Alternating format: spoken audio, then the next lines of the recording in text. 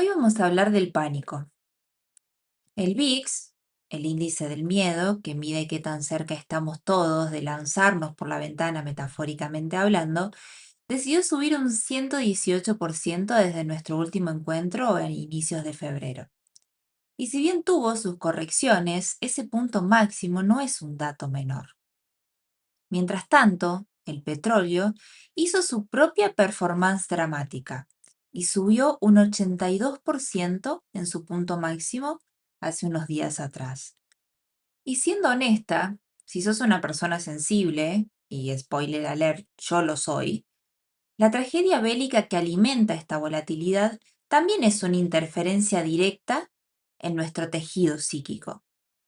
Por eso, estas últimas semanas decidí aplicar un poco de autocuidado y mi jornada se redujo a un mantenimiento mínimo, centrándome en las tareas principales que son el análisis de sobreventa y sobrecompra, que por lo general lo hago por intermedio de FinSpeed, viendo y filtrando el RSI, la búsqueda de rebotes en activos castigados, que bueno, la verdad que no encontré mucho, digamos, y la revaluación de horizontes y seguimiento de mis precios de entrada, salidas y stop, que consistía más que nada en evaluar si los fundamentos que yo había establecido en un inicio para marcar mis zonas de entrada, por ejemplo, o de stop loss, seguían funcionando, bueno, porque hubo también una temporada de balances.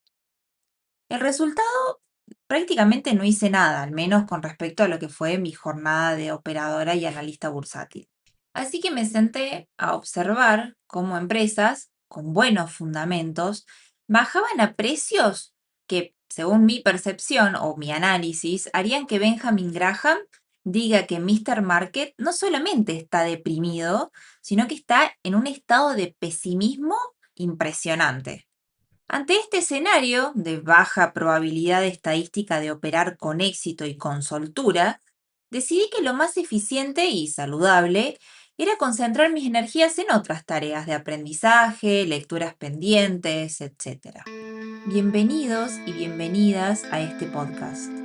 Soy Roberta Márquez, psicóloga clínica, analista y operadora bursátil, y esto es Psique Fibonacci, Psicología del Inversor. Sin embargo, a partir de este razonamiento de tomar un poco de distancia de la situación, la lógica tiene límites que el cuerpo no siempre los reconoce. Aunque de alguna forma me aparté un poco de las pantallas sin descuidar lo que consideraba necesario e indispensable de mi cartera, el pulso no necesariamente bajó. Esa sensación de taticardia persistente es la firma de que el sistema nervioso autónomo, ante una percepción de amenaza, está reaccionando. Se traduce en una manifestación fisiológica de esa sensación de pérdida de sostén. Porque lo que yo veía en mi cartera, errores aparte, porque los cometo, es que había caída en muchas empresas sólidas por debajo de los precios atractivos que había establecido, por debajo de las zonas de fair value, digamos, o de precios justos basados en el análisis fundamental de los resultados de la empresa y de las previsiones, etcétera. O sea que eran caídas que desafiaban la lógica, al menos que yo utilizo, para poder determinar si mi inversión es o no una inversión fundamentada. Y eso me recordaba, o me recuerda, mejor dicho, que en estos momentos de crisis, incluso eso que utilizamos como sostén, el valor justo, el fair value, puede sentirse un poco como un suelo que va desapareciendo bajo nuestros pies. Digamos que los márgenes de seguridad que yo utilizo para operar, justamente para no verme en esta situación emocional, no me funcionaban en este contexto. Y aunque una parte estratégica de mi mente me decía que este era el momento preciso para poder hacer un análisis de mi cartera, rediseñarla y ver qué iba a hacer después, a un nivel psicológico, decidí practicar el arte de la autorregulación. Elegí apartarme y esperar a que la niebla se disipe para poder encontrar cierta claridad antes de tomar decisiones. Y no porque esperar a encontrar una objetividad pura, porque sé que eso es dentro de todo una ilusión, sino porque me di cuenta de que necesitaba que mis movimientos estén alineados con mi esencia. Partí del reconocimiento de que en estos momentos de caos absoluto hay ciertos desajustes que operan en la mente a los que les tengo mucho respeto y me permito habitar y pasar al modo de autorregulación. Porque sinceramente me niego a operar mientras mi reflejo interno esté disociado a causa del pánico colectivo. Lo que decido en estos casos es integrar mis sentimientos y emociones como parte del proceso, rechazando los intentos de anular o evitar que las emociones me influyan. Las emociones están y por lo tanto me voy a ver influida por esas emociones. Entonces, si las opciones son rechazar esas emociones o escucharlas como información, como el bloque de información que son, al menos yo decido eso, porque sé que luchar contra las emociones no es algo que me lleve a buen puerto. Entonces lo que surge acá es una pregunta inevitable sobre el curso de acción posterior a esta situación, ¿no? ¿Qué hacemos después de la autorregulación? Es por eso que vamos a hablar en este episodio de la reconfiguración, asumiendo que el impacto de este escenario en la cartera es una realidad que ya estamos procesando. El objetivo de este episodio es emerger de este ciclo con cierta lucidez necesaria para poder identificar los primeros indicios de las reversiones alcistas y poder actuar con la determinación que necesitemos para poder hacer algo con esto que está pasando. Tal vez el concepto apropiado sea una reconfiguración existencial. Creo que captura un poco más esta esencia de impulso y retroceso entre el desorden del mercado y la transformación que se nos exige como operadores cuando salimos de estas situaciones. Porque si queremos comprar en los puntos de inflexión más profundos, sobre todo si ya adquirimos el activo con márgenes atractivos de seguridad, pero decidimos hacer una recompra para promediar a la baja, que según mi opinión es algo que hay que pensar con la cabeza bien, bien fría, considero que primero tenemos que rediseñar nuestra propia estructura de respuesta ante esta situación de caos.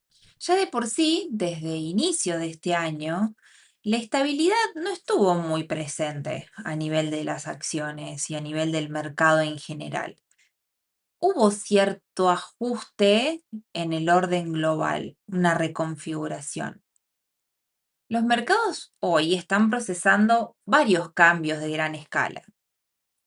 Entre todo lo que fue el tema de los aranceles, y sigue siendo el tema de los aranceles, los movimientos geopolíticos, los conflictos bélicos y las nuevas reglas de juegos que se van imponiendo por las potencias, operar en este escenario medio como que nos requería cierta actualización de los marcos mentales que, al menos por como fue el año pasado, dábamos por sentado. Hubo un cambio estructural. Y como venía diciendo antes, muchas veces la sensación de inestabilidad termina traduciéndose en emociones, pero también en sensaciones que se manifiestan en nuestro cuerpo o en un ruido constante a nivel mental que interfiere en la toma de decisiones. Las caídas, sobre todo cuando son bruscas, como en este último mes, ponen a prueba los algoritmos, las estrategias, los indicadores que utilizamos para mitigar el riesgo. Y cuando fallan nuestro análisis, ya sea técnico o fundamental, lo que nos queda es el factor humano. Cuando cambia el escenario de polaridad, en este nuevo mapa que se va reconfigurando, lo que nos queda es trabajar la firmeza interior, que es en cierta forma el activo que define la permanencia en el juego. El objetivo entonces es emerger con cierta estructura mental capaz de prosperar entre cisnes negros, que es como se llaman estas situaciones en el mercado. Lo que de alguna forma nos exige una transformación que tiene que ver un poco con transformar el método o los aspectos más técnicos, pero sobre todo transformar al sujeto que decide, o sea, a nosotros mismos. Parto desde entender que la seguridad previa, o sea, lo que sentía el año pasado, era un poco una ilusión, es una construcción ficticia, y que el caos, que eventualmente nos termina atravesando, lo podemos ver como una materia prima perfecta para poder diseñar los protocolos que integren las situaciones de incertidumbre como una variable constante en nuestras operaciones del día a día. Pero ¿por qué nos sentimos como nos sentimos en este tipo de contexto de pánico? Eso es porque la respuesta de nuestro sistema nervioso a estas situaciones suele ser de lucha, huida o congelamiento. Esto es porque nuestra arquitectura primitiva está intentando salvarnos de lo que entiende que es un depredador o una situación de riesgo real o inminente. Cuando entramos en este estado, lo primero que sucede es que la percepción del tiempo se ve alterada y por consiguiente se anula nuestra capacidad para proyectar escenarios futuros. Eso nos deja de alguna forma atrapados en un presente angustiante donde solamente existe la urgencia de detener ese dolor. En esa urgencia, si decidimos actuar, probablemente no tomemos las mejores decisiones. Por eso considero que un plan de distancia de autocuidado puede servir si hicimos bien nuestro trabajo a priori, al menos en una proporción suficiente para poder estar tranquilos con las decisiones que tomamos en su momento. Sin embargo, indistintamente de lo que decidas hacer, ya sea actuar en estos momentos, aprovechar oportunidades de caída o tomar cierta distancia y esperar a que se reconfigure todo, la cartera te va a exigir eventualmente un reajuste.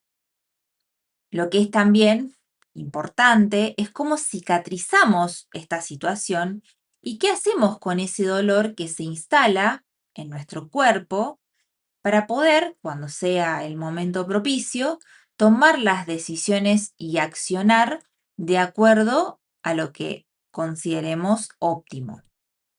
Podemos recuperar el mando de esta situación si entendemos que el bloqueo que sentimos o las emociones más incómodas son respuestas orgánicas, respuestas biológicas que compartimos todos los seres humanos y sobre todo en estas situaciones en las que ponemos cierto capital en riesgo.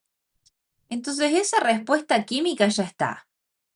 La cuestión es si vamos a utilizarla a nuestro favor o vamos a tratar de anularla, negarla y operar con la ilusión de que podemos apagar esa parte nuestra.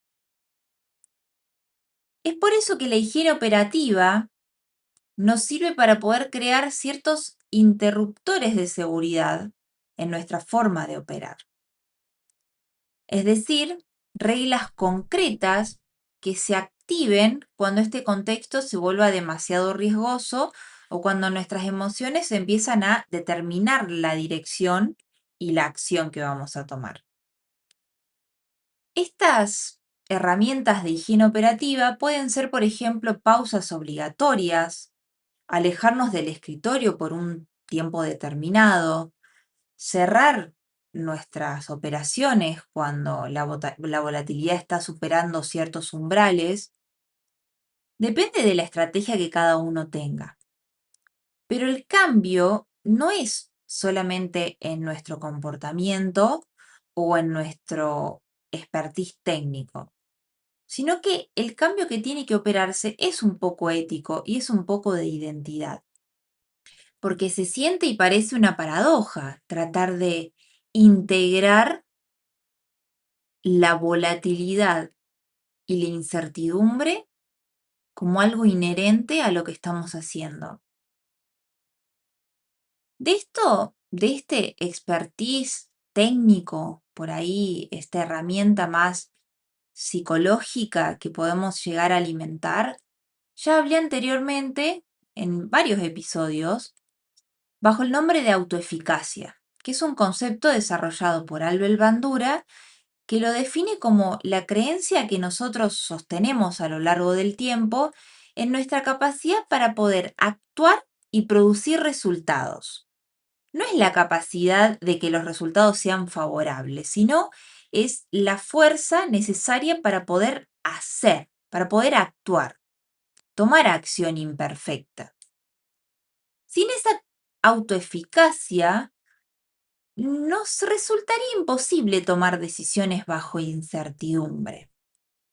Pero también tiene cierto límite, porque cuando se exagera esta autoeficacia, puede convertirse en una ilusión de control que en este tipo de circunstancias de volatilidad nos termina poniendo contra la espada y la pared. Porque cuando las circunstancias rompen esa ilusión, tratamos de agarrarnos de cualquier cosa que tengamos en mano y cuando la ilusión que se rompe es interna, las soluciones las buscamos externamente. Entonces caemos en esta falacia de creer que si estudiamos lo suficiente, si seguimos las reglas, si estamos todo el tiempo analizando lo que está pasando a nivel geopolítico y vemos todas las noticias bélicas y tratamos de entender todas las influencias de los cambios que están operando a nivel del FMI, etcétera, el mercado debería recompensarnos de manera proporcional a nuestro esfuerzo. Pero el mercado no funciona bajo esa lógica. Aunque nos cueste mucho vivirlo así, lo cierto es que la relación entre hacer un buen análisis, hacer un buen trabajo, hacer las cosas bien y ganar dinero en el mercado no es directa, es probabilística. Podemos hacer todo perfectamente, seguir cada paso de nuestro método, respetar nuestro plan y aún así ver cómo los precios atraviesan nuestra stop en segundos, ya que desgraciadamente el azar es un componente estructural de esta profesión o de esta práctica. No es una anomalía que podamos ignorar o corregir con más estudio técnico, por ejemplo. Al menos en mi opinión o en la forma en la que yo opero, podemos protegernos un poco de esto, no es que es completamente azar.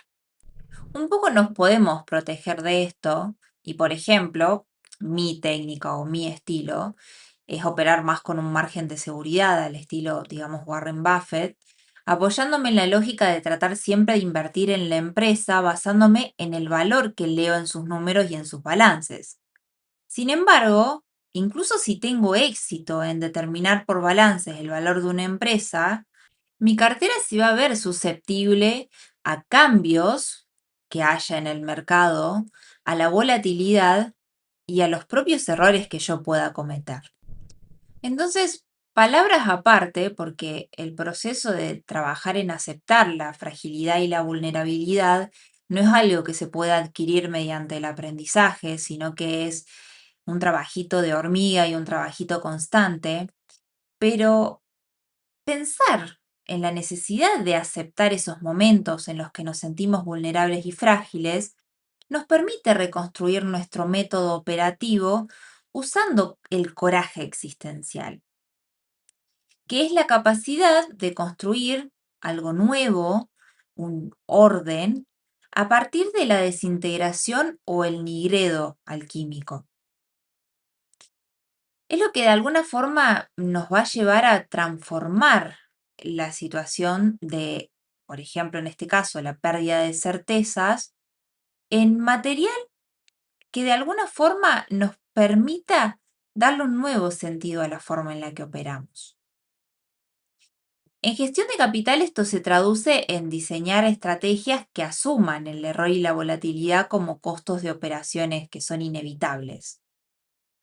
Pero hay algo más del orden de lo espiritual, del trabajo con nosotros mismos, del trabajo con nuestro ego, que muchas veces se siente herido cuando nos equivocamos o cuando, sabiendo que tal vez hicimos las cosas bien, entre comillas, porque siempre hay errores que cometemos, el afuera no nos está premiando con lo que consideramos que merecemos, de acuerdo a nuestro esfuerzo, ¿no? Entonces, esta aceptación, este trabajo de aceptación de la vulnerabilidad, de la fragilidad inherente a nuestra condición de seres finitos y humanos, son los cimientos esenciales para este plan que de alguna forma quiero proponerles de integrar todo esto, toda esta situación horrible que estamos pasando a nivel mundial, en parte estructural del sistema, de nuestro sistema de trading o de inversión. Llegados a este punto, lo que me resuena inevitablemente, como dice el título, es el concepto de amor fati de Nietzsche. Y cito sus palabras. Mi fórmula para expresar la grandeza en el hombre es el amor fati.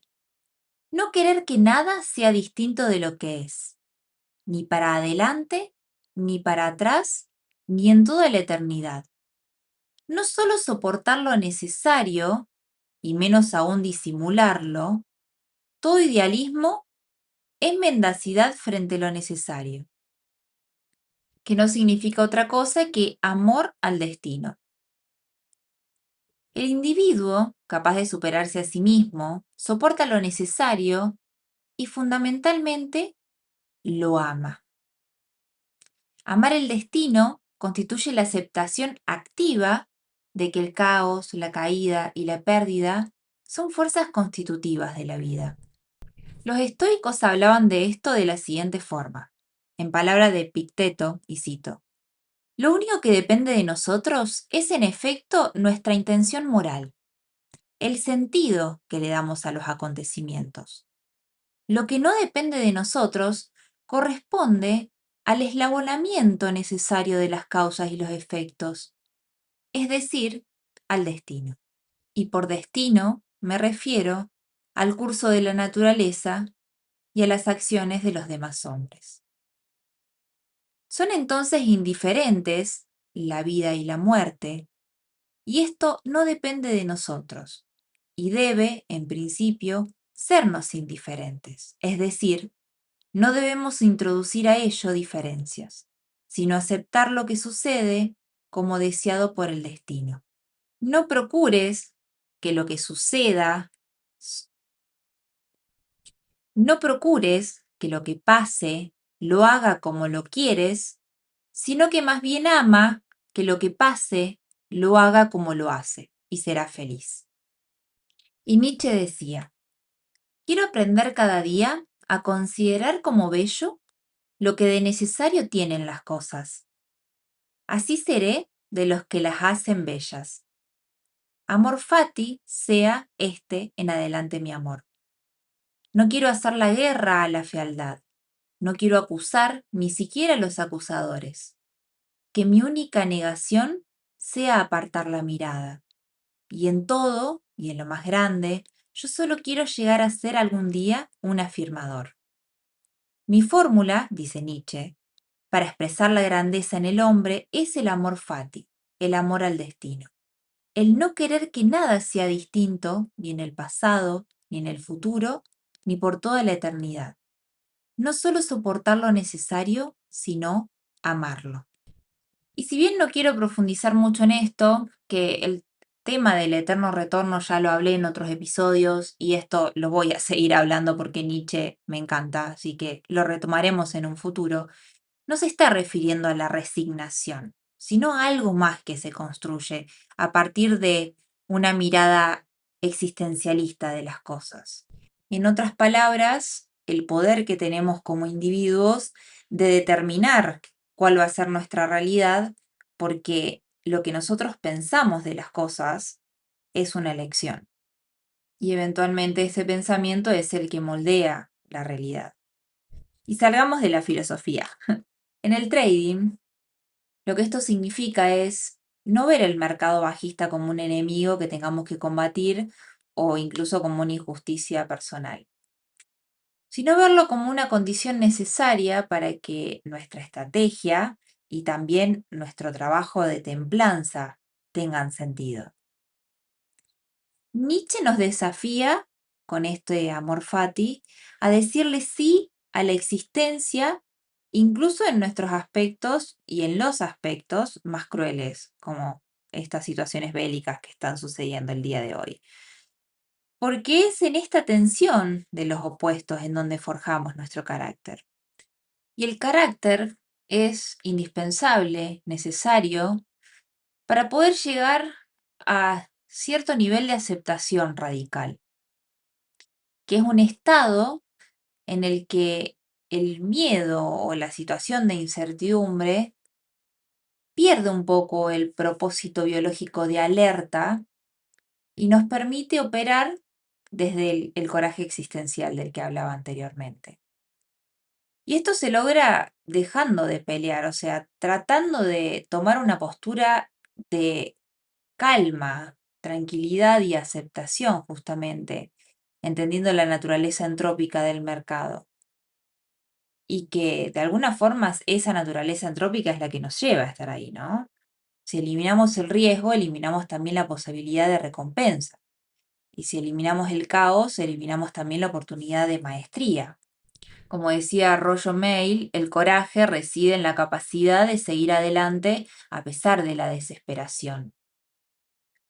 Sin embargo, acá quiero aclarar algo que desde la psicología es fundamental, y es que la ansiedad no debe ser anestesiada mediante la negación o la sobreoperación compulsiva, sino que debe ser utilizada como un motor para una acción consciente. Para May, el encuentro con el caos es lo que genera la capacidad creativa. De esta forma, cuando el mercado rompe nuestros esquemas por estas situaciones y los indicadores que suelen darnos seguridad no fallan, esta situación nos obliga a crear un nuevo yo, un operador más complejo que sea capaz de contener esa nueva realidad, pero de un modo más adaptativo. Es acá donde la psicología clínica y la inversión terminan fundiéndose en una ética en común, la ética de la presencia. Estar presentes en el pánico, habitando la incomodidad, sin buscar ni disociarnos, ni huir hacia el broker que usemos para operar o el programa que usemos para hacer análisis técnico. Separarnos, pero para habitar lo que nos pasa internamente. Esto es un ejercicio de integración psíquica, que lo que nos permite es frenar los automatismos de nuestra biología que tiende hacia la supervivencia. Habitar la emoción, sin negarla, y escucharla incluso cuando las emociones nos piden que tomemos esta distancia para autorregularnos y para poder ampliar nuestra ventana de tolerancia. Si podemos mirar nuestra cartera en rojo y sentir el nudo en el estómago, pero aún así poder reconocer que somos nosotros los que elegimos el significado que le damos a esta fluctuación, recuperamos la capacidad de agencia. Somos sujetos soberanos que deciden habitar la incertidumbre con dignidad y actuar con la integridad emocional que la situación requiere.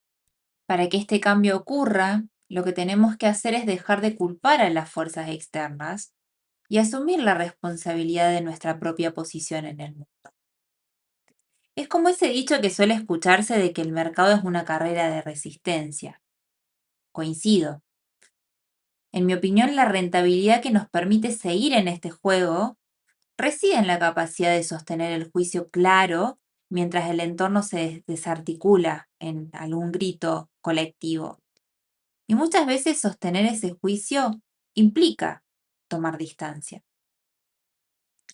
Pero ¿qué hacemos después de la regulación entonces, después de la autorregulación? Cuando volvemos a las pantallas. Volvemos distintos, volvemos transformados por el proceso de observación. Ya no somos el operador que busca certezas infantiles o que intenta adivinar el futuro para poder calmar su inseguridad existencial. Nos convertimos en el observador que aprendió a habitar la incertidumbre de ese suceso específico, individual, que transitamos. Y que por lo tanto va a poder, frente a próximos eventos disruptivos, tomar la decisión de cuidarse y de repensarse. Porque no es que seamos seres biológicos frágiles operando en un sistema de alta complejidad. Somos seres biológicos complejos cuyas emociones son indicadores muy poderosos y fuentes de riquísima información. Es por eso que mantener nuestra coherencia interna, que en otras palabras significa permitirnos sentir y ver esas emociones como información a analizar y no algo que borrar para ser más efectivos, logramos dejar de luchar por un imposible de anular nuestras emociones o endurecernos para poder ir hacia un sistema cognitivo que se sostenga en su humanidad, para poder actuar de la forma más adaptativa que pueda frente a las circunstancias complejas y desafiantes de la vida. Y lo que les quiero transmitir es esta coherencia que encontré, que a mí me permite decir con firmeza, hoy no opero porque mi pulso no es mío. Hoy mi pulso pertenece al pánico colectivo y no voy a dejar que el mercado use mi mano para destruirme. En esa negativa, en esa construcción, ese silencio operativo y esa distancia, yo encuentro mucha voluntad de poder. Y sobre todo lo que encuentro también es la certeza de que si yo no estoy enfrente de la computadora, enfrente del mercado, cuando estoy sintiendo toda esta confusión, no va a haber ninguna orden de compra o de venta que yo ejecute reactivamente cuando esté en modo supervivencia. Y lo cierto es que nunca vamos a ser máquinas. Y como yo puedo elegir, prefiero abrazar mi humanidad y proteger mi mundo interior, emocional y sentimental. Prefiero elegir el silencio, retomar esa lectura pendiente, ir al cine con mis amigas o finalmente inaugurar ese otro proyecto al que le venía teniendo ganas, el podcast de Psicología y algo más. Y quizás el desafío sea ese, ser constante en valorar y sostener el silencio operativo como la posición más valiosa del portafolio. Hasta acá llegamos por hoy. Te deseo de corazón que cada proceso de cambio que inicies o transites lo puedas hacer desde la autocompasión. Que ella te permita reconocer tus condiciones y tus límites sin culpa. Y que la responsabilidad te impulse a transformar lo que querés cambiar. Y la autonomía te permita la libertad para decidir desde tu conciencia con la serenidad que sostenga el proceso a tu propio ritmo. En la descripción encontrás mis redes para seguir acompañando este camino. Gracias por tu escucha. Este podcast no tiene sentido si no toca, aunque sea un poco, la historia de alguien más.